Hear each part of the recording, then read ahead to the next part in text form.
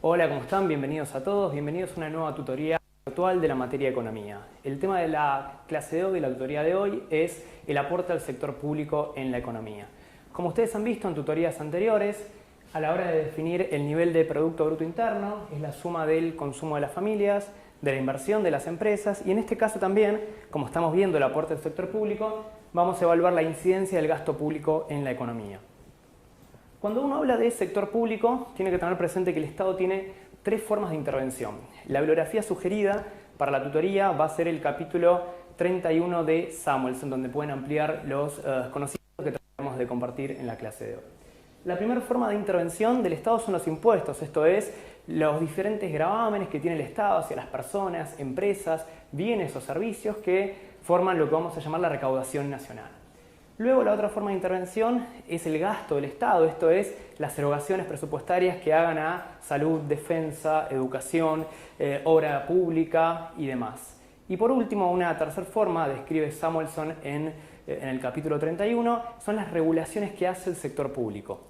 ¿En qué sentido? Bueno, él pone el ejemplo de la clásica intervención del Estado a la hora de tratar de limitar la producción de empresas que, por ejemplo, pueden llegar a contaminar el medio ambiente.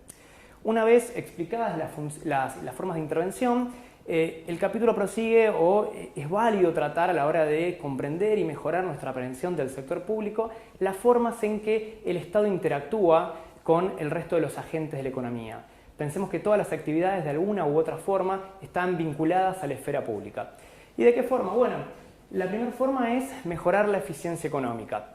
Hemos hablado en anteriores tutorías respecto a la mano invisible de mercado, ese concepto de Adam Smith, que en definitiva decía que en las sucesivas transacciones en algún punto el mercado puede llegar a un equilibrio y que no era necesario más que los agentes comerciando entre sí.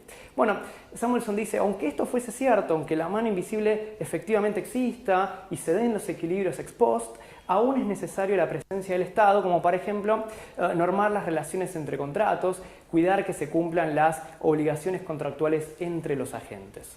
Luego, aún así sabemos que la mano invisible no se va a cumplir porque existen fallas de mercado, como por ejemplo las externalidades. Y aquí entonces el Estado es quien aparece para tratar de lograr una mejor y más correcta asignación de recursos. Bien, una segunda función que detalla el capítulo es mejorar o reducir la desigualdad que hay. Esto es el Estado haciendo políticas de distribución del ingreso, dando asignaciones o diferentes generaciones de recursos para los sectores más vulnerables, trata de alguna forma achicar las desigualdades económicas. Esto es, aún así se logra un equilibrio en la economía, puede que no sea socialmente válido y bueno, en esto es necesario el Estado a la hora de tratar de reducir la falta o las desigualdades que hay en toda la economía. Por último, la última función que se recalca del Estado es el rol de estabilizador del ciclo económico. Pensemos en los vaivenes de la economía argentina, pensemos las veces que crecimos a tasa de 2 dígitos, las veces que bajamos a tasas cercanas a 2 dígitos. Pensemos cómo eso afectaría las certidumbres de nosotros, de los agentes económicos, de las familias a la hora de consumir. Pensemos cómo se intervendría, cómo actuaría el empresario a la hora de planear sus inversiones anuales y cómo actuaría el sector externo cuando ven un país que sube y baja permanentemente. Bueno, una de las funciones del Estado, mediante la política económica, es que variando el gasto público o los impuestos en contextos de auge o crisis, logran estabilizar el ciclo de negocios y generar un clima de certidumbre para que todos los agentes o actores de la economía puedan tomar algún tipo de decisión. Por último, y luego de las funciones, específicamente tiene que quedar claro a la hora de la aprehensión de los conceptos el tema de los impuestos. Estos impuestos, en una primera división, en los siguientes bloques vamos a profundizar un poco más, pueden ser tratados, o la carga tributaria, es decir, lo que el Estado recauda, pueden ser tratados de dos formas. Primero, a partir del principio del beneficio. Esto es que los agentes económicos son gravados de acuerdo a los beneficios que el Estado promueve en algún plan. La otra forma de tratar la intervención del Estado, de tratar la tributación, es mediante el principio de la capacidad de pago. Esto es, los agentes económicos van a ser gravados de acuerdo a su ingreso, es decir, los agentes que más ganan van a tener una mayor carga tributaria y los agentes que menos ganan, por supuesto, van a tener una menor incidencia en dicha carga tributaria. Pongamos un ejemplo para esto. Supongamos que el Estado construye una carretera. En este caso, si esa carretera o autopista está financiada con peajes que finalmente van a pagar los automovilistas que circulan por ella, se rige el principio del beneficio, esto es, pagan quienes realmente gozan del beneficio de la autopista.